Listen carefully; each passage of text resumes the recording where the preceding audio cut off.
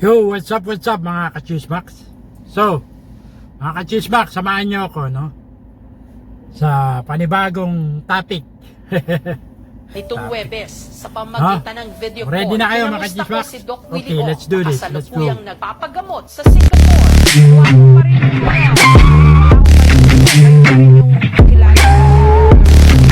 Alam mo, nagsasabi ko De, totoo po yun. Di ho ako nang bubola, Doc. And it's good to see you po. Tsaka pinili ko wag mag-wig para makita nila yung tunay.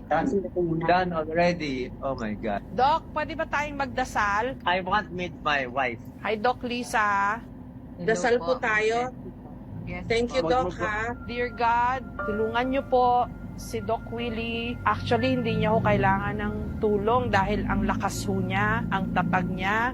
So, I pray for Doc Lisa para bigyan niyo pa po siya ng dagdag na courage to face this crisis with him. Thank you for the gift of Dr. Willie Ong, who's been such an extraordinary light para po sa aming lahat na nangangailangan po ng kanyang medical expertise and knowledge and experience.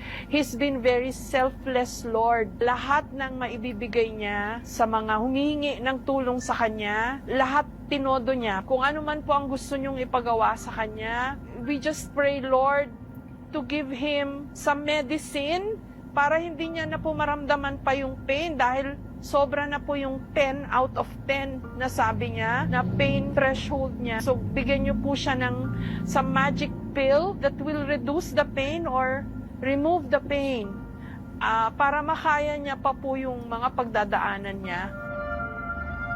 For the people who care for him. And Lord, bigyan niyo pa po ng strength and courage din yung kanyang dalawang anak at lahat po ng people who are close and dear to him. Thank you for everything, Lord. Kayo na po bahala sa kanya. Ayan mga ka-Chismax, so, nakita nyo, no? Nag-message si Jessica Soho, no? Ito nowadays, no, mga ka-Chismax, no? Si Doc Willie Ong nasa Singapore, no? Patuloy na lumalaban at nagpapagamot sa Singapore. And nakita nga natin, no, a while ago si Miss Jessica Soho, nagbigay ng message for Doc Willie Ong. And not only that, nag-share pa siya, no, ng simple prayers for Doc Willie Ong.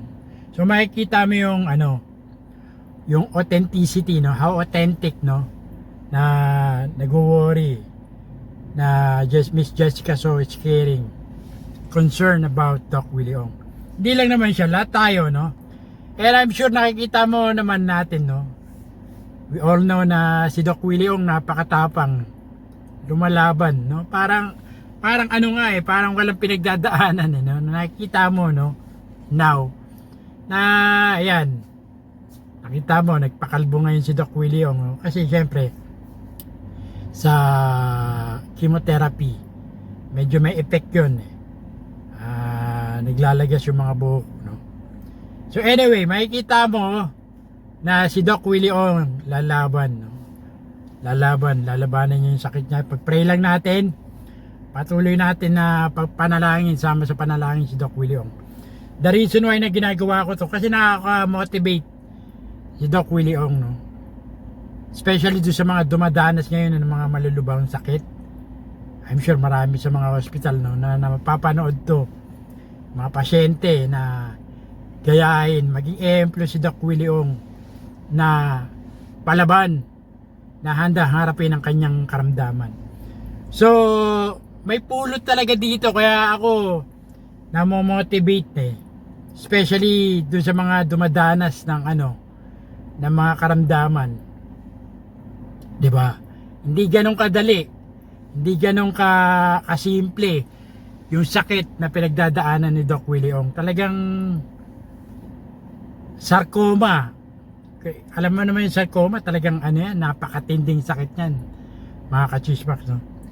So isama natin sa panalangin si Doc Willie Ong, mga ka-Chismax. So hanggang dito na lang, no? Hanggang sa muli, ito po Cesar Castillo Jr. nagsabing tirahin mo na yan, baka tirahin pa yung iba. Until next time, Chismax, God bless, peace out.